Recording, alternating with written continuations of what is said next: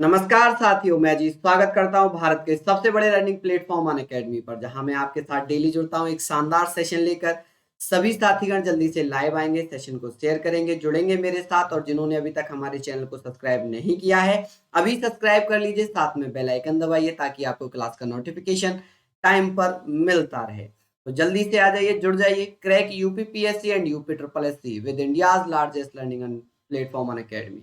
आप लोग जानते हैं कि इस कोरोना के दौर में, इस कोविड-19 के पीरियड में भी बहुत शानदार तरीके से आप लोगों को बेस्ट कंटेंट के माध्यम से यहाँ पर पढ़ाया जा रहा है। तो आप लोग मेरे साथ जुड़ें और अपने भविष्य को ज़रूर बनाएँ। यहाँ पर मैं आप लोगों को बताना चाहता हूँ कि अनअकैडमी के माध्यम से एक लिमिटेड पीरियड ऑफर चल रहा है, जिसमें आप लोग UPPSC and UP triple SC के लिए मेगा ऑफर है। देखिए, यहाँ पर यदि आप 24 मंथ का सब्सक्रिप्शन लेते हैं तो आपको 3 मंथ का कॉम्बो मिलता है, यानी कि आपको 24 महीने का लेने पर 27 महीने का ये फ्री, 27 महीने का आप लोगों को यहाँ पर मिल जाता है। 3 महीना फ्री आपको मिलता है। और अजीत लाइव कोड यूज करने से आपको 10% का डिस्काउंट भी मिल जाएगा। यदि आप अजीत लाइव कोड यहाँ पर यूज करते हैं तो आपको 10% का डिस्काउंट भी मिल जाएगा। तो आप लोग मेरे साथ ऐसे ही बने रहें, अपनी तैयारी शानदार तरीके से करते रहें, बेहतरीन तरीके से। यहाँ पर फतेह यूपीपीसीएस स्कॉलरशिप टेस्ट चलता है, एवरी संडे होता है 11 AM, जिसमें 1 रैंक पर 100%, 2 से 3 रैंक पर 50% और 4 से 25 रैंक पर 25% स्कॉलरशिप मिलती है। इसका पैटर्न एकदम सिंपल सा है। 150 एमसीक्यूज होते हैं जीएस के, हिंदी इंग्लिश दोनों भाषाओं में, मैक्सिमम 200 मार्क्स होंगे। और यहाँ पर ड्यूरेशन जो रहेगी वो 120 मिनट यानी कि 2 आवर्स का रहेगा। सेम लगभग पैटर्न है आप लोगों के लिए। यदि आप गलत उत्तर देते हैं तो 0.33% आपकी मार्क्स काट लिए जाएंगे। तो आप लोग अच्छे से, जो मित्र मेधावी हैं, जो चाहते हैं अपने भविष्य में कुछ नया करना, तो एवरी संडे 11 AM जरूर इस टेस्ट को दिया करें। नेक्स्ट हम यहाँ पर बात करेंगे UPPSC and UP triple SC के द्वारा गुरु नेतृत्व स्कॉलरशिप टेस्ट आप लोगों का फ्री चल रहा है, जिसमें उत्तर प्रदेश के टॉप एजुकेटर के माध्यम से कंडक्ट कराया जाता है। ये टेस्ट की जो टाइमिंग है वो 8 PM है और इसका डिस्कशन 8:30 बजे होता है, लेकिन ट्यूसडे में केवल 7:30 बजे और इसका डिस्कशन 8 बजे रहता है। ओनली ट्यूसडे की टाइम टेबल थोड़ा सा चेंज है, आप लोग पढ़ेंगे, जिसमें बहुत ही शानदार बेहतरीन एजुकेटर के माध्यम से ये टेस्ट कराया जाता है। यहाँ पर मैं आपको बताना चाहता हूँ, यदि आप हमारे प्लस फीचर्स के साथ जुड़ते हैं तो आपको लाइव क्लासेस मिल जाती हैं, आपके घर पर अनलिमिटेड एक्सेस मिलते हैं। आप एक कोर्स यदि हमारा ले रहे हैं तो आपको ऑल कैटेगरीज में ऑल, यहाँ पर आप लोगों को ऑल एक्सेस मिल जाता है। ठीक है, टॉप एजुकेटर से पढ़ने का मौका मिलता है, कंप्लीट यहाँ पर सिलेबस आपका रहता है, एकदम से कवर कराया जाता है बढ़िया तरीके से। कंप्लीट प्रिपरेशन आपकी यहाँ पर हो जाती है। डाउट सेशंस भी आपके लगाए जाते हैं कि यदि आपको कोई दिक्कत है, कुछ भी प्रॉब्लम है, तो वो डाउट सेशंस भी आपके रहते हैं। और यहाँ पर लाइव टेस्ट सीरीज इंपॉर्टेंट है, लोग तरसते हैं टेस्ट सीरीज के लिए, यहाँ पर आपको ये इंक्लूडेड है, आपको ये सारी चीजें मिलेंगी। और स्टडी मटेरियल आपको पीडीएफ फॉर्मेट में मिल जाता है, जो कि आपको हमारे टेलीग्राम चैनल्स पर, जैसे कि हमारा टेलीग्राम चैनल से यूपी एग्जाम्स अकेडमी, वहां पर आपको ये सारी पीडीएफ मिल जाती है। आंसर राइटिंग आपको सिखाई जाती है, कैसे आपको आंसर राइटिंग करनी है, किस प्रकार से आपको लिखना है। यहाँ पर गाइडेंस भी आपको मिलती है, प्रॉपर गाइडेंस जो हमारे टॉप एजुकेटर हैं उनके माध्यम से आपको यहाँ पर गाइडेंस दी जाती है। यहाँ पर जो हमारे कोर्सेज चल रहे हैं, जैसे कि यूपीपीसीएस यूपीपीएससी में मेंस ऑप्शनल कोर्सेज चल रहे हैं, पोल साइंस का, सोशोलॉजी का, हिंदी का, हिस्ट्री का, ये फरवरी 2021 से स्टार्ट हुआ है। टॉप एजुकेटर के माध्यम से यहाँ पर आप लोगों को पढ़ाई कराई जा रही है। आप लोग बिलीव कीजिए कि शानदार कंटेंट आपको यहाँ पर मिलेगा। प्रगति कंप्लीट कोर्स आप लोगों का है, यूपीपीसीएस आरओ एआरओ का 7 जून से स्टार्ट हुआ है, ये आप लोग ज्वाइन कर लीजिएगा। यहाँ पर भी आपको टॉप एजुकेटर के माध्यम से पढ़ाया जा रहा है। लक्ष्य यूपीपीएससी 2022 ये प्री और मेंस के लिए 12 महीने का है, जो कि 9 जून से स्टार्ट हुआ है। यहाँ पर टॉप एजुकेटर के माध्यम से आपका भविष्य संवारने का कार्य किया जा रहा है। उम्मीद है आप लोग मेरी बात समझ रहे हैं और आप लोग हमारे साथ जुड़े और अपने भविष्य को एक नई दिशा में लेकर जाएं। नई दिशा पर आप लोग अपने आप को डेवलप करें। यहाँ पर यूपीपीएससी प्रीलिम्स 2021 9 जून से चल रहा है ये बैच, जिसमें आपको बेहतरीन कंटेंट शानदार टीचर्स के माध्यम से आपको पढ़ाया जाएगा। देखिए, UPPSC upper subordinate, lower PCS, RO ARO, UPSI, UP triple SC, PET, लेखपाल, बीओ, ऑप्शनल कोर्सेज आप लोगों के यहाँ पर चल रहे हैं। फायदा ये है कि यदि आप एक सब्सक्रिप्शन लेते हैं तो आप ऑल कोर्सेज पढ़ सकते हैं। तो आज ही सब्सक्राइब करें, आज ही सब्सक्राइब करें और अपने फ्यूचर को हमारे साथ बनाएं। यहाँ पर आप लोगों को 1 महीने, 3 महीने, 6 महीने, 12 महीने, 24 महीने के लिए बहुत ही शानदार ये प्लान्स हैं। जैसे कि 1 महीने का ले रहे हैं तो ये कोर्स हमारा 1400 का है, लेकिन आप अजीत लाइव कोड यूज करते हैं तो आपको यहाँ पर 1260 रुपए का पड़ेगा। अब यहाँ पर भैया 3 महीने का 3150 रुपए का, 6 महीने का 5040 और 12 महीने पर आपको भैया 2 महीने फ्री भी मिल रहा है और 24 महीने पर 3 महीने फ्री मिल रहा है। यानी कि यहाँ पर 14 मंथ हो जा रहा है और यहाँ पर 27 मंथ। अगर मैं आप लोगों को रिकमेंड करूं 12 महीने का तो आप लोग यहाँ पर ध्यान दीजिए कि 6300 रुपए का ये पड़ जाएगा आफ्टर डिस्काउंट, यदि आप अजीत लाइव कोड यूज करते हैं और 14 से आप इसको डिवाइड करते हैं तो लगभग पर मंथ की मैं बात करूं तो लगभग 450 रुपए का पर मंथ पड़ रहा है। बताइए 450 रुपए एनसी क्लास की फीस भी नहीं होती और आप लोगों को तो आपका भविष्य संवारने का मौका यहाँ पर मिल रहा है। उम्मीद है आप लोग पढ़ेंगे। कॉम्बो सब्सक्रिप्शन यहाँ पर है कि आप सभी लर्नर्स के लिए अनअकैडमी एक मेगा ऑफर लेकर आया है जिसमें 4 टॉप कैटेगरीज में पढ़ने का मौका मिल रहा है, जैसे कि मध्य प्रदेश, राजस्थान, उत्तर प्रदेश और बिहार में शानदार 4 टॉप कैटेगरीज में पढ़ने का अवसर यहाँ पर प्राप्त होगा। चलिए, उम्मीद करूंगा कि आप लोग शानदार तरीके से तैयारी करेंगे और मैं आप लोगों के लिए आज लेकर आया हूं शानदार मॉक टेस्ट जिसमें आप लोगों के हिस्ट्री के बहुत ही शानदार क्वेश्चंस आज होने वाले हैं। तो सभी साथीगण बड़ा ध्यान से पढ़कर इसका आंसर देंगे। लिखा हुआ है अजमेर में 2.5 दिन का झोपड़ा किसने बनवाया था। 2.5 दिन हो या इसको हम भैया और क्या कहा जाता है, 2.5 दिन का झोपड़ा भी कहा जाता है। जल्दी जल्दी से मुझे जवाब दीजिएगा। यहाँ पर लिखा है कुतुबुद्दीन ऐबक, अलाउद्दीन खिलजी, बलबन या मोहम्मद बिन तुगलक। देखिए सभी मित्रगण जानते होंगे कि सर इसका निर्माण किसने करवाया था अजमेर में। अगर मैं बात करने लग जाऊं आप लोगों से इसका अन्य नाम क्या है, पहले तो ये भी हमें पता होना चाहिए कि सर इसका अन्य नाम क्या है। तो आप लोग कहेंगे सर इसका नाम है 2.5 दिन का झोपड़ा। इसका 2.5 दिन का झोपड़ा। आप लोग अच्छे से इसको पढ़ लेना, ठीक है। 2.5 दिन का झोपड़ा भी इसका एक अन्य नाम है। तो आप कहेंगे सर कुतुबुद्दीन ऐबक ने। अब बात आ जाती है सर कुतुबुद्दीन ऐबक कौन था, तो आप कहेंगे सर ये गौरी का गुलाम था। किसका, आप कहेंगे गौरी का गुलाम था, ठीक है। जब गौरी भैया भारत से वापस गया, कहां से, तो आप कहेंगे सर जब गौरी भारत से वापस गया तो अपने विजित प्रदेश जितने भी थे वो कुतुबुद्दीन ऐबक को देकर चला जाता है। गौरी के 3 गुलाम थे, यल्दोज, कुबाचा और कुतुबुद्दीन ऐबक। अब हम यहाँ पर बात करेंगे सर ये 1210 में अगर आप लोगों से बात की जाए कि सर 1210 से लेकर 1290 तक, कब तक भैया, 1290 तक ये ममलूक वंश रहता है। ममलूक वंश रहता है। कौन सा वंश रहता है, ममलूक वंश रहता है। अब इसकी स्थापना किसने की, तो कुतुबुद्दीन ऐबक ने। किसने, कुतुबुद्दीन ऐबक ने। उम्मीद है आप लोग समझ रहे हैं मेरी बात। अब मैं आप लोगों को यहाँ पर बताना चाहता हूं कि सर ये बताइए कि ममलूक वंश को और क्या कहा जाता है। इसे सर दास वंश भी कहा जाता है, लेकिन कुछ विद्वानों का कहना है कि दास वंश कहना गलत होगा। इसे गुलाम वंश भी कहा जाता है। क्या कहा जाता है इसको, गुलाम वंश भी कहा जाता है, ठीक है। अब बात करें कि सर ये जो था ये तुर्क था, इलवरी तुर्क था या कौन था, क्योंकि इस प्रकार के क्वेश्चन पूछे गए हैं आपके एग्जाम में, चाहे आप लास्ट ईयर का देख लीजिए तो कहेंगे सर ये इलवरी तुर्क था। कौन था जी, ये इलवरी तुर्क था, ठीक है। आप लोग समझ जाएंगे। इसने ही भैया 2.5 दिन की झोपड़ी बनवाई थी। क्लियर, उम्मीद है आप लोग समझ रहे हैं।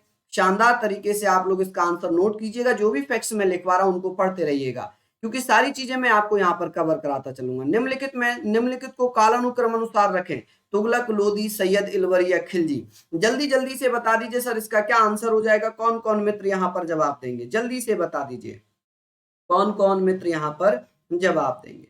बताइएगा साथियों इसका क्या आंसर हो सकता है। देखिए अगर मैं आप लोगों से बात करूं दिल्ली सल्तनत के बारे में, अगर मैं यहाँ पर बात करता हूं दिल्ली सल्तनत के बारे में, तो आप क्या कहेंगे, दिल्ली सल्तनत इसका संस्थापक कौन था, तो आप कहेंगे सर कुतुबुद्दीन ऐबक ने ममलूक वंश की स्थापना की थी, जो कि इलवरी था। कौन था, इलवरी, या इसको इलवारी तुर्क भी कहा जाता है। क्या कहा जाता है, इलवरी या इलवारी तुर्क भी कहा जाता है। इसने भैया, तो यहाँ पर आप लोग बताएंगे सर 1210 से लेकर 1290 तक ये रहता है। यानी कि इस वंश का जो शासन पीरियड है वो 1210 से 1290 है। इसके बाद आ जाता है खिलजी वंश। कौन सा वंश आ जाता है, खिलजी वंश आ जाता है। और ये खिलजी वंश कब से कब तक रहता है? तो आप कहेंगे सर ये 1290 से लेकर 1320 तक रहता है। कब तक रहता है जी? तो आप कहेंगे 1320 तक रहता है। इसके बाद आ जाता है तुगलक वंश। कौन सा वंश आता है? तुगलक। यहां पर आप लोग कहेंगे सर ये तुगलक वंश आ जाता है। ये तुगलक वंश कब से कब तक शासन करता है? तो 1320 से लेकर कब से कब तक? बताइए जल्दी से आप लोग। यहां पर हम लोग बात करेंगे सर 1414 तक। ठीक है, इसके बाद आ जाता है तुगलक वंश के बाद आ जाता है सैयद वंश। कौन सा वंश आता है? सैयद वंश आ जाता है। ठीक है, सैयद वंश कब से कब तक रहता है सर? 1414 से लेकर 1451 तक शासन करता है। इसके बाद कौन सा वंश आएगा? कौन सा वंश आएगा? तो आप लोग कहेंगे सर लोधी वंश आएगा। कौन सा? लोधी वंश आएगा। ये 1451 से लेकर 1526 तक शासन करता। और यहाँ पर आप लोगों को पता है कि पानीपत का प्रथम युद्ध हुआ था जिसमें बाबर ने इब्राहिम लोधी को पराजित किया। तो इस हिसाब से आपका क्या कौन सा ऑप्शन बन रहा है? तो आपका ऑप्शन बन जा रहा है भैया डी। कौन सा ऑप्शन बन रहा है? डी। नेक्स्ट क्वेश्चन पे चलते हैं। कुतुब मीनार किस प्रसिद्ध शासक ने पूरा करवाया था? देखिए क्वेश्चन ढंग से पढ़ना, लिखा हुआ पूरा करवाया था। नींव किसने रखी है ये नहीं पूछा गया है, पूरा किसने करवाया था। अगर पूछा जाता कि इसकी नींव किसने रखी थी तो आप कहेंगे सर कुतुबुद्दीन ऐबक के द्वारा इसकी नींव रखी गई है। किसके द्वारा? कुतुबुद्दीन ऐबक के द्वारा इसकी नींव रखी गई है। पूरा इसको किसने करवाया था और इसकी मरम्मत किसने करवाई थी? ये बहुत सारे क्वेश्चंस पूछे जाते हैं। ये बहुत सारे क्वेश्चंस यहां पर आप लोगों से पूछे जाते हैं। तो पूरा इल्तुतमिश ने कराया था। किसने भैया? इल्तुतमिश के द्वारा इसका निर्माण कार्य पूरा कराया गया था। इसकी मरम्मत फिरोज शाह तुगलक ने भी करवाई थी। किसने? फिरोज शाह तुगलक के माध्यम से भी इसकी मरम्मत हुई थी। तो पूरा कार्य की बात आ रही है तो आप लोग कहेंगे सर इल्तुतमिश। ये इल्तुतमिश कौन था? तो आप कहेंगे कुतुबुद्दीन ऐबक का गुलाम था। इसको भैया गुलामों का गुलाम भी कहा जाता है। क्या कहा जाता है? गुलामों का गुलाम भी कहा जाता है। उम्मीद है आप लोग समझ रहे हैं मेरी बात। नेक्स्ट क्वेश्चन है, दिल्ली के सुल्तान का पद संभालने से पहले बलबन किस सुल्तान का प्रधानमंत्री हुआ करता था? देखिए बलबन की बात आ रही है। आप सभी लोग जानते होंगे बलबन ने चालीसा दल को समाप्त किया था जिसको इल्तुतमिश के द्वारा चलाया गया था। जो 40 अमीरों का एक दल हुआ करता था, तुर्कों का दल हुआ करता था।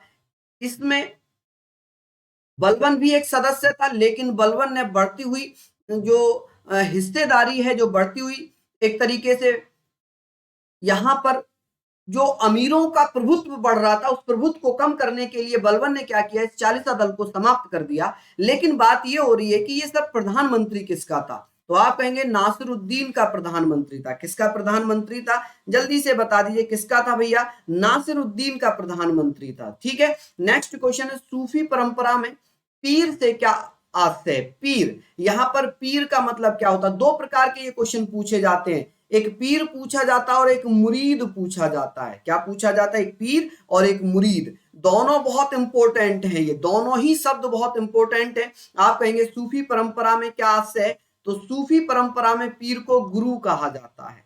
क्या कहा जाता है? गुरु। और मुरीद को शिष्य कहा जाता है। क्या कहा जाता है भैया? मुरीद को शिष्य कहा जाता है। यानी कि सूफियों के जो गुरु हुआ करते थे उन्हें पीर कहा जाता था। क्या कहा जाता था? पीर। और भैया जो उनके शिष्य हुआ करते थे उन्हें मुरीद कहा जाता था। यहां पर किसी को कोई समस्या आई थिंक नहीं है। तो अभी जल्दी से आ जाएं, सेशन को शेयर कर दें और लाइक कर दें। और जिसने चैनल सब्सक्राइब नहीं किया है चैनल जरूर सब्सक्राइब कर लीजिएगा। ठीक है, सूफी आंदोलन मूलतः कहां से प्रारंभ हुआ? देखिए सूफी आंदोलन की बात हो रही है, मूलतः कहां से प्रारंभ हुआ है? जल्दी जल्दी से बता दीजिए। देखिए 10वीं शताब्दी में तो ये स्टार्ट होता है। कब? 10वीं शताब्दी में सूफी आंदोलन स्टार्ट होता है। समझ रहे हैं आप मेरी बात? जल्दी जल्दी से बता दीजिए कहां से स्टार्ट हुआ। तो यहां पर हम लोग बात करेंगे कि सर इसका जो वर्तमान है, अगर मैंने आपको वर्तमान नाम बता दिया तो आप कहेंगे सर वर्तमान में इसे किस नाम से जाना जाता है? तो आप कहेंगे सर इसे ईरान के नाम से जानते हैं। किसके नाम से? ईरान के नाम से जानते हैं। और वर्तमान में जब ईरान जाना जाता है इसका मतलब ये पारस या पर्सिया में स्टार्ट हुआ था। कहां से? पारस या पर्सिया में स्टार्ट हुआ था। ठीक है, रूढ़िवादियों के द्वारा, जो रूढ़िवादी प्रवृत्ति थी उनके द्वारा जो एक तरीके से अत्याचार हो रहा था या एक तरीके से जो पाबंदियां लगाई गई थी उन पाबंदियों को हटाने के लिए, यानी कि रूढ़िवादियों पर अंकुश लगाने के लिए सूफी आंदोलन चलाया गया था पारसिया में, फारस में। ठीक है जी। चलिए, सूफी आदेशों को किस नाम से जाना जाता है, बताइए किस नाम से जाना जाता है। ठीक है, सारे प्रकार की लैंग्वेज यहाँ पर प्रयोग की जाती हैं, अलग अलग डिफरेंट टाइप से क्वेश्चंस पूछे जाते हैं और बहुत अच्छे से मैंने यहाँ पर लिखे हैं। तो आप कहेंगे सर सूफी आंदोलन जो चलाए गए हैं ये भैया जल्दी से बता दीजिए क्या कहा जाता है। सिंपल सा क्वेश्चन है, अगर आप लोग इनमें से पढ़ लेंगे तो बता ही देंगे। चिश्ती नहीं हो सकता, औलिया नहीं हो सकता, शुक्रवर्दी नहीं हो सकता, सिलसिला हो जाएगा। क्या हो जाएगा? सिलसिला, कि जिस नाम से जाना जाता है उसे सिलसिला कहा जाता है। चलिए, अमीर खुसरो एक संगीतज्ञ था और सूफी संत था, पारसी तथा हिंदी का लेखक और विद्वान था, इतिहासकार था, उपयुक्त सभी। सूफी संत को और किस नाम से जाना जाता है, तो हम लोग कहेंगे सर सूफी संत को तोता ए हिंद कहा जाता है। क्या कहा जाता है? तोता ए हिंद कहा जाता है। बहुत इंपॉर्टेंट है, ये पूछा गया है बार बार। इनका जन्म कहाँ हुआ है? अगर बात करें सर जन्म कहाँ हुआ है, तो यूपी के एटा में, यूपी के एटा नामक स्थान जिले में इनका जन्म हुआ है। तो ये भैया उपयुक्त सभी थे, इतिहासकार भी थे, पारसी और हिंदी के लेखक भी थे। सिंपल सी चीजें हैं, यहाँ पर आप लोग बताइएगा इसका क्या आंसर होगा। बहुत ही बढ़िया। ठीक है, चलिए, बहुत ही शानदार। समझ रहे हैं आप लोग मेरी बात? चलिए, इंपोर्टेंट है, आप लोग यहाँ पर देखिएगा। ठीक है, चलिए नेक्स्ट क्वेश्चन है, विजयनगर राज्य की स्थापना किसने की थी? तो तुलुप वंश ने की थी, संगम वंश ने की थी, सालो वंश ने की थी, या देवराय वंश ने की थी? विजयनगर की बात हो रही है। क्या हो रही है? विजयनगर की यहाँ पर बात हो रही है। जल्दी जल्दी से बता दीजिए किसने स्थापना की थी। तो विजयनगर जल्दी जल्दी से बताएंगे भैया। बहुत अच्छा क्वेश्चन है, बताइए जल्दी से। अगर मैं आप लोगों से यहाँ पर बात करूंगा तो आप कहेंगे सर संगम वंश ने की थी। किसने? संगम वंश ने विजयनगर की स्थापना की थी। और संगम वंश भी कैसे नाम पड़ा? दो भाई थे, एक हरिहर था, हरिहर, और एक बुक्का, हरिहर एवं बुक्का। समझ रहे हैं आप लोग?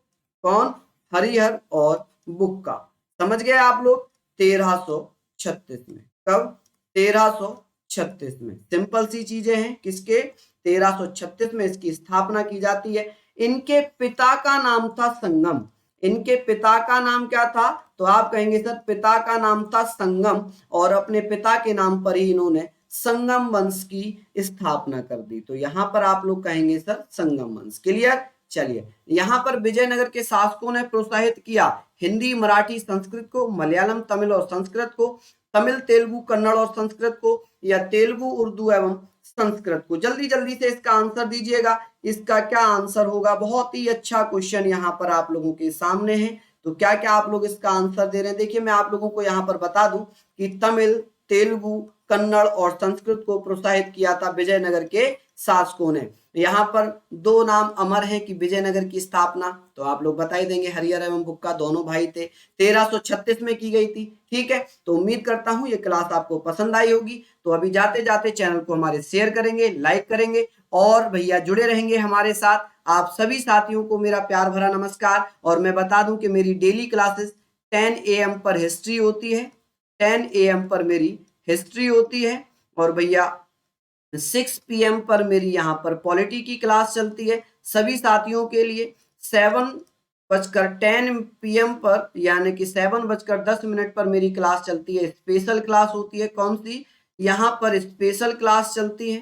ठीक है, आपको स्पेशल क्लास में कुछ नहीं करना है, केवल आप लोग गूगल प्ले स्टोर पर जाएंगे, यहाँ पर पॉलिटी की प्रैक्टिस सेट कराता हूँ। ये क्लास भी स्पेशल क्लास है। और आप लोगों के इन क्लास दोनों को लेने के लिए क्या करना है? गूगल प्ले स्टोर पर जाना है और हमारा अनअकैडमी लर्निंग ऐप डाउनलोड करना है। क्या करना है? ये डाउनलोड करने के बाद आप लोग वहां पर हमारी क्लासेस लाइव ले सकते हैं। उम्मीद है आपको क्लास पसंद आई होगी। तो सभी साथियों को मेरा प्यार भरा नमस्कार।